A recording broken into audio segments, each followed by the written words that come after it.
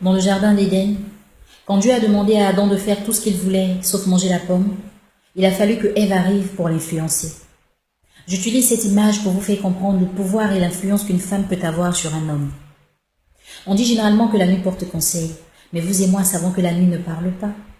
C'est la femme qui, dans le lit de son mari la nuit, l'aide à prendre de bonnes décisions. On dit aussi que derrière un grand homme se cache toujours une grande dame. Il s'agit d'une femme à la hauteur. Mais ce n'est pas en portant des talons de 15 cm que tu seras cette femme-là. Regarde le rôle de l'homme. Trouver les moyens humains, matériels et financiers pour subvenir aux besoins de sa famille. Contrairement à celui de la femme, qui est de porter une grossesse, de donner naissance, de donner une éducation pour faire d'un enfant une personne que tout le monde respectera demain.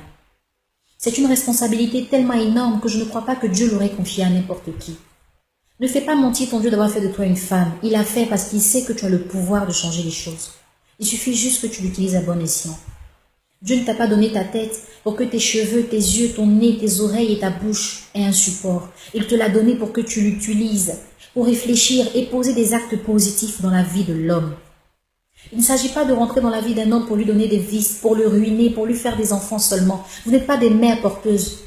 Rentrez dans la vie de vos hommes, possédez-les, transformez-les positivement. Faites-leur avoir de l'ambition, de la personnalité. Faites d'eux des hommes de valeur. C'est seulement à cette condition que vous serez des femmes de valeur. Arrêtez de dénigrer vos hommes. Arrêtez de les humilier, de les exposer. Ça ne se fait pas. C'est une grâce pour toi d'avoir un homme dans ta vie. Alors saisis cette opportunité et montre à Dieu qu'il n'a pas tort de te bénir.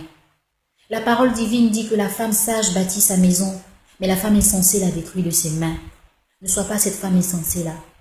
Réfléchis avant de poser des actes. Valorise ton homme si tu veux être une femme de valeur. Bonjour et bonne journée.